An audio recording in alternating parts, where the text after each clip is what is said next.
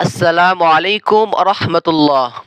প্রিয় দিনী ভাই ও বোনেরা, আজকে শুক্রবার দিন অথবা রাত্রে যদি ছোট্ট ছোট্ট কয়েকটি দোয়া আমার সঙ্গে পাঠ করুন। 1 নাম্বার, আল্লাহ পাক রব্বুল আলামিন আপনার জীবনের সমস্ত গুনাহকে মাফ করে দিবেন। 2 নাম্বার, আল্লাহ পাক রব্বুল আলামিন আপনার জন্য আমার জন্য জান্নাতকে ওয়াজিব করে দিবেন। 3 নাম্বারে, আল্লাহ পাক রব্বুল আলামিন আমাদেরকে তার গায়বী খাজনা থেকে আল্লাহ পাক রব্বুল আলামিন রিজিক, বরকত, টাকা পয়সা দান করবেন ইনশাআল্লাহ। 3 নাম্বারে, এমন একটি দোয়া যেই দোয়া পাঠ করে আপনি যদি মোনাজাত করেন, দোয়া করেন, মনের আশা আকাঙ্ক্ষা আপনার দোয়া কবুল হবে ইনশাআল্লাহ। তাহলে আজকে শুক্রবার দিন অথবা রাতে যদি ছোট্ট ছোট্ট আমলগুলো করতে চান, আমার সঙ্গে অবশ্যই ভিডিওটি দেখতে থাকুন। আল্লাহ পাক রব্বুল আলামিন মানুষকে সুন্দর আকৃতি দিয়ে সৃষ্টি করেছেন এবং আল্লাহ পাক রব্বুল আলামিনের একটি নাম আছে আর রাজ্জাক ও রিজিক দাতা। এই সিফাতি নামের উসিলায় আল্লাহ তাআলা প্রত্যেককেই খাওয়ান, প্রত্যেককেই খাবারের ব্যবস্থা করে দিয়েছেন। সুবহানাল্লাহ, সুবহানাল্লাহ। তাহলে আসুন, আজকে এই শুক্রবার দিন, এমন দিন, পবিত্র দিন, এই শুক্রবার দিন, এই জুমআবার পবিত্র দিন, 5টি দিন এবং রাত হচ্ছে সব থেকে শ্রেষ্ঠ। এই দিনে এবং রাতে দোয়া করলে আল্লাহ তাআলা সেই দোয়াকে ফিরান না। তার ভিতরে একটি হলো এই জুমআবার। এই দিনে, এই রাতে যদি কেউ দোয়া করে, আল্লাহ পাক রব্বুল আলামিন তার দোয়াকে ফিরান না, তার দোয়া সঙ্গে সঙ্গে কবুল হয়ে যায়। তাহলে আজকে এই দোয়াগুলো পাঠ করব এবং এমন কিছু আমলের কথা বলে দেব। আমলগুলো যদি করতে পারেন, কপাল খুলে যাবে, ভাগ্য আগের থেকে পরিবর্তন হবে এবং আপনি নিজেই সেইটা দেখতে পাবেন।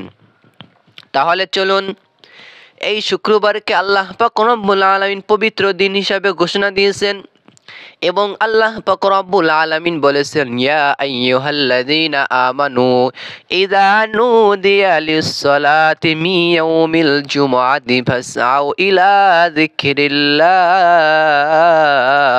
আল্লাহ তাআলা বলেছেন, হে ঈমানদারগণ, যখন জুমার নামাজের আযান দেওয়া হয় তখন তোমাদের ব্যবসা বাণিজ্য সব কিছু বন্ধ করে দাও, তোমাদের কাজ বাজ যা কিছু আছে সব কিছুকে অফ করে দাও এবং তোমরা আল্লাহ তাআলার জিকিরের দিকে ধাবিত হয়ে যাও। যদি তোমরা জ্ঞানী হয়ে থাকো তাহলে অবশ্যই শুক্রবার দিনের জুমার নামাজ ছাড়বেন না, জুমার নামাজ পড়বেন এবং আজান দিলে সঙ্গে সঙ্গে ব্যবসা বাণিজ্য কাজ কামকে আপনি বন্ধ করিয়ে দিবেন। কেননা শুক্রবার দিন আল্লাহ তাআলার ঘোষণা দিয়েছেন সূরাতুল জুমআ। আল্লাহ পাক রব্বুল আলামিন স্বতন্ত্র সূরা হিসেবে সূরা জুমআ দিয়েছেন। আর সেই সূরা জুমআর একটি আয়াত আপনাদের সামনে পাঠ করলাম এবং অর্থ বললাম। তাহলে এই পবিত্র দিন, এই পবিত্র সময় আপনি ছোট্ট ছোট্ট আমলগুলো করবেন। নবী সাল্লাল্লাহু আলাইহি ওয়াসাল্লাম আমাদেরকে এমন এমন কিছু দোয়া শিখিয়েছেন, সাহাবায়ে কেরামদেরকে শিখিয়েছেন, তারা তাদের পরবর্তী প্রজন্মকে শিখিয়েছেন। এইভাবে করে করে হাদিসের ভিতরে কিছু এমন এমন সুন্দর সুন্দর কিছু দোয়া পাওয়া যায়। এই দোয়াগুলো পাঠ করলে আমাদের জীবনের অভাব অনটন থাকবে না, মনের আশা আকাঙ্ক্ষা কবুল হবেই হবে। তাহলে চলুন, এই পবিত্র জুমার দিনে কিভাবে আমলগুলো করবেন আমরা শিখে নিব ইনশাআল্লাহ এবং কয়েকটি আমলের কথা বলে দেওয়ার চেষ্টা করব ইনশাআল্লাহ। 1 নাম্বারে, আজকে শুক্রবার দিন অথবা রাত্রে সম্ভব হলে 2 রাকাত মনের আশা পূরণের নামাজ আদায় করে নেবেন, সালাতুল হাজতের নামাজ আদায় করে নেবেন। নিয়ত কিভাবে করবেন? সর্বপ্রথমে নিয়ত করবেন, আমি কিবলামুখী হয়ে আল্লাহ তাআলার সন্তুষ্টির জন্য 2 রাকাত সালাতুল হাজতের নামাজ আদায় করতেছি। এইভাবে করে নিয়ত করে আল্লাহু আকবার বলে সানা এবং সূরা ফাতিহা পাঠ করবেন এবং সূরা ইখলাস 3 বার পাঠ করবেন প্রথম রাকাতে। পরের রাকাতে আপনি যে কোনো সূরা ইখলাসের পরের সূরা পাঠ করবেন, সূরা ইখলাসের আগেরটা পাঠ করবেন না। সূরা ইখলাসের পর আছে ফালাক নাস, এই 2টা সূরা একটা সূরা পাঠ করবেন। সূরা যেইভাবে করে দেওয়া আছে সিরিয়াল অনুযায়ী আপনি পাঠ করতে পারেন। প্রথম রাকাত আপনি যে জায়গা থেকে পাঠ করবেন, দ্বিতীয় রাকাত ওই পর থেকে পাঠ করবেন না। তাহলে তারপরে আপনি নামাজ আদায় করে নেবেন উত্তম রূপে। 2 রাকাত সুন্নাত নামাজ যেভাবে আদায় করেন ঠিক একই সিস্টেমে 2 রাকাত সুন্নাত নামাজের মতো সালাতুল হাজতের নামাজ আদায় করে নেবেন। তারপরে আপনি সালাম ফিরিয়ে তারপরে আপনি সর্বপ্রথমে আস্তাগফিরুল্লাহ আস্তাগফিরুল্লাহ আস্তাগফিরুল্লাহ পাঠ করবেন। 3 বার আস্তাগফিরুল্লাহ পাঠ করবেন। তারপরে 3টি বার কোরআনুল কারিমে বর্ণিত এই ছোট্ট দোয়াটির কথা বলে দিব। এই দোয়াটি পাঠ করবেন ইনশাআল্লাহ। সর্বপ্রথম নামাজ আদায় করবেন, তারপরে ইস্তেগফার পাঠ করবেন, তারপরে আপনি দুরূদ শরীফ পাঠ করবেন। কোন দুরূদ? সাল্লাল্লাহু আলাইহি ওয়াসাল্লাম সাল্লাল্লাহু আলাইহি ওয়াসাল্লাম সাল্লাল্লাহু আলাইহি ওয়াসাল্লাম, এই দুরূদ শরীফটাকে পাঠ করবেন। তারপরে আপনি সর্বপ্রথমে কোরআনুল কারিমে বর্ণিত সেই দোয়াটির কথা বলে দেব ইনশাআল্লাহ। দোয়াটি হলো রব্বি ইন্নী যালামতু নাফসি ফাগফিরলি। রব্বি, হে আমার রব, হে আমার প্রভু, ইন্নী নিশ্চয় যালামতু নাফসি, আমি আমার নফসের উপরে জুলুম করেছি, ফাগফিরলি, তুমি আমাকে মাফ করে দাও, তুমি আমার উপর রহম করো, তুমি আমার উপর রহমত নাজিল করে দাও। সুবহানাল্লাহ, কতই না সুন্দর এই দোয়াটা পাঠ করবেন 3টি বার। তারপরে দ্বিতীয় নম্বরে আপনার জন্য যেন জান্নাতকে আল্লাহ পাক রব্বুল আলামিন নির্ধারিত করে দেয়, ওয়াজিব করে দেয়, সেই দোয়াটি পাঠ করবেন। দোয়াটি হলো রাদিতু বিল্লাহি রাব্বান ওয়া বিল ইসলামি দীনান ওয়া বি মুহাম্মাদিন সাল্লাল্লাহু আলাইহি ওয়াসাল্লাম নাবিয়্যা, এই দোয়াটি পাঠ করবেন। তাহলে 3 নম্বরে আপনি কি করবেন? জান্নাতকে ওয়াজিব করার জন্য, মানে এই দোয়া পাঠ করলে নবীজি সাল্লাল্লাহু আলাইহি সাল্লাম বলেছেন এই দোয়া পাঠ করলে তার জন্য জান্নাত ওয়াজিব হয়ে যায়। সুবহানাল্লাহ। তাহলে আপনি 3 নম্বরে এই দোয়াটি পাঠ করবেন। সর্বপ্রথম 2 রাকাত নামাজ আদায় করবেন, ইস্তেগফার পাঠ করবেন, হ্যাঁ, যে নিয়মে বললাম। তারপরে দুরূদ শরীফ পাঠ করবেন, যে নিয়মে বলেছি। তারপরে গুনাহ মাফের দোয়াটি পাঠ করবেন, যে নিয়মে বলেছি। তারপরে এই জান্নাত ওয়াজিব হওয়ার জন্য এই ছোট্ট দোয়াটা পাঠ করবেন। আবারও বলে দিচ্ছি, দোয়াটি হলো রাদিতু বিল্লাহি রাব্বাও ওয়া বিল ইসলামি দীনাও ওয়া বি মুহাম্মাদিন সাল্লাল্লাহু আলাইহি ওয়াসাল্লাম নাবিয়্যা, এই দোয়াটাকে পাঠ করবেন। তারপরে আমরা এমন একটি দোয়া পাঠ করব আমাদের জীবন থেকে অভাব অনটনকে দূর করার জন্য ওই মহান আল্লাহ পাক রব্বুল আলামিনের কাছে চাইব,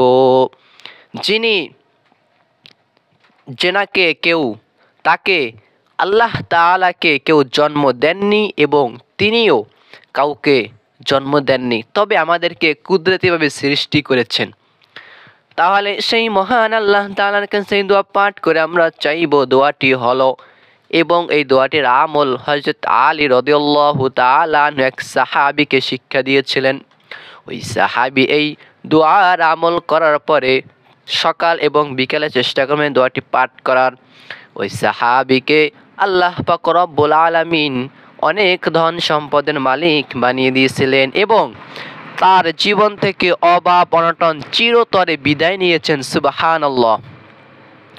তাহলে এই দোয়াটি পাঠ করবেন, আমার সঙ্গে সঙ্গে পাঠ করুন, কেননা আজকে পবিত্র জুমার দিন।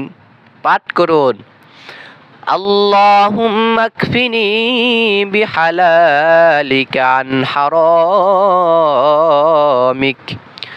ওয়া আগনিনি বিফদলিকা আম্মান সিওয়াক, এই দোয়াটি পাঠ করবেন। আবারও বলে দিচ্ছি, আবারও শুনুন, আল্লাহুম্মা কফিনি বিহালালিকা আন হারামিক ওয়া আগনিনি বিফদলিকা আম্মান সিওয়াক। এই যে দোয়াটা, এই দোয়াটি চেষ্টা করবেন সকাল সন্ধ্যায় পাঠ করার চেষ্টা করবেন ইনশাআল্লাহ। এই দোয়াটির আমলটি করবেন। তারপরে আপনি একটা ইসমে আজমের দোয়া পাঠ করে দিব। এই দোয়াটি পাঠ করবেন 3টি বার। প্রতিটা দোয়ায় চেষ্টা করবেন সর্বনিম্ন হলেও 3টি বার করে করে পাঠ করার, কেননা আল্লাহ পাক রব্বুল আলামিন তিনি বেজোড় এবং তিনি বেজোড়কেই পছন্দ করেন। হ্যাঁ, তিনি বেজোড়কে পছন্দ করেন। তিনি এক এবং অদ্বিতীয়, তিনি কিন্তু দুই নয়, তিনি এক এবং অদ্বিতীয়। তাই আপনি বেজোড় সিস্টেমে পাঠ করার চেষ্টা করবেন।